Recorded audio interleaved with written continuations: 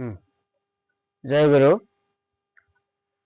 আল্লাহ পাক রব্বুল আলামিন সূরা আরাফের 204 নম্বর আয়াতে ঘোষণা দিয়েছেন যে যখন তোমাদের সামনে কোরআন তিলাওয়াত করা হবে তখন তোমরা মনোযোগ সহকারে উহা শ্রবণ করবে, যাতে তোমাদের প্রতি আল্লাহর দয়া ও রহমত নাজিল হয়। আমরা চেষ্টা করব, কিছু আলোচনা করব, চেষ্টা করব কোরআন থেকে আলোচনা করার, আর একটু মনোযোগ সহকারে শ্রবণ করার চেষ্টা করব। মালিক দয়া রহমত করুক। দয়াল নবীজি থেকে আজ পর্যন্ত এই ধর্ম প্রচারক যত গুরুগণ এই পৃথিবীতে আসছে, সকলের জয় কামনা করে আমি আমার আলোচনা শুরু করছি। জয় গুরু। আল্লাহ পাক রব্বুল আলামিন এর সম্বন্ধে আলোচনা করতে গিয়ে অনেকে আলোচনা এভাবে করে যে আল্লাহ পাক রব্বুল আলামিন অপ্রকাশ্য, এরকম আলোচনা করতে গিয়ে অনেক কথাই বলে। আল্লাহর কোনো আকৃতি নেই, এরকম আলোচনা করে। বিষয়টা হলো যে আমরা কোনো মানুষকে দলিল মানব না, কারণ যে মানুষকে আমি দলিল মানতেছি সেই মানুষটা কোনো না কোনো দলে অন্তর্ভুক্ত আছে, আর সেই দলটা যে সঠিক এটা বুঝবো আমি কিভাবে? এই জন্য কোনো ব্যক্তি কথা বলুক, তার কথা আমরা যাচাই করে নেব কোরআনে পাক থেকে, যে আসলে ওই কথাটা কোরআনে আছে কি নেই। তো এই মর্মে কোরআনে পাকে আল্লাহ পাক রব্বুল আলামিন সূরা সোয়াদ 38 নম্বর সূরা সোয়াদের 75 নম্বর আয়াতে ঘোষণা দিয়েছেন যে হে ইবলিস, তোমাকে কিসে বাধা দিল আমি যাকে নিজ হাতে সৃষ্টি করেছি তাকে সিজদা করিতে? তাহলে এখানে আমার মূল কথা হলো যে আল্লাহ পাক রব্বুল আলামিন আদম আলাইহিস সালামকে নিজ হাতে সৃষ্টি করেছেন। তাহলে যখন কোনো বাস্তব জিনিস বানানোর দরকার পড়ে তখন কিন্তু বাস্তব জিনিস দিয়েই কিন্তু বানাতে হয়।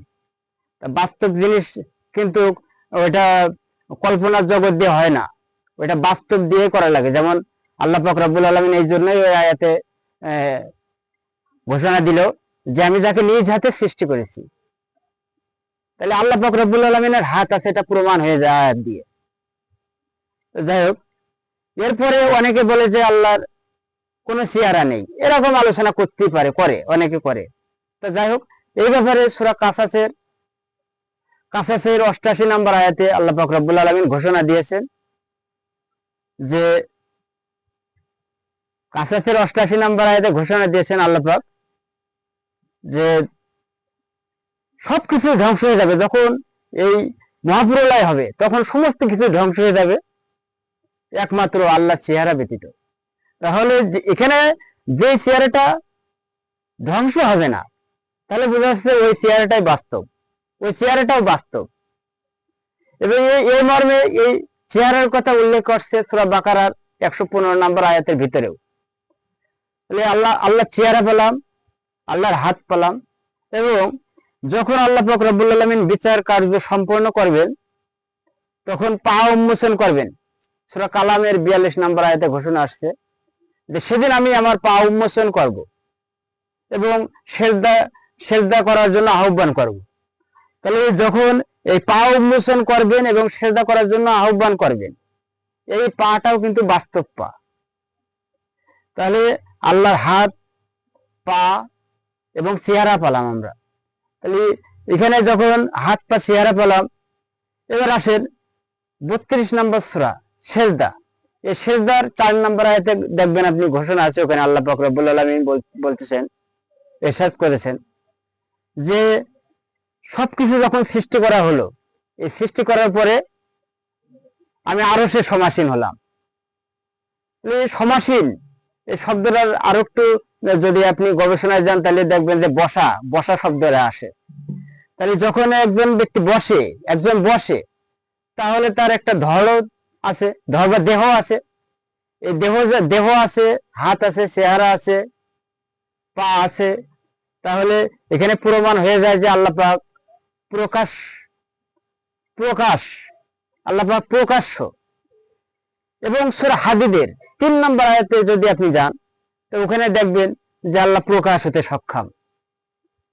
তাহলে যখন আল্লাহ পাক রব্বুল আলামিন বিচার কার্য সম্পন্ন করবেন তখন আল্লাহ পাক রব্বুল আলামিন এই এই প্রকাশ হবেন মানব স্রোতে। এটা কোরআন মাফিক আলোচনা, এই কোরআন মাফিক গবেষণা করে এটাই বোঝা যাচ্ছে। তবে এই ব্যাপারে কোনো আয়াত আসেনি যে আল্লাহ পাককে আল্লাহ পাকের কোনো আকৃতি নেই, আল্লাহ পাকের কোনো চেহারা নেই, আল্লাহ পাকের কোনো পা নেই, আল্লাহ পাকের কোনো হাত নেই।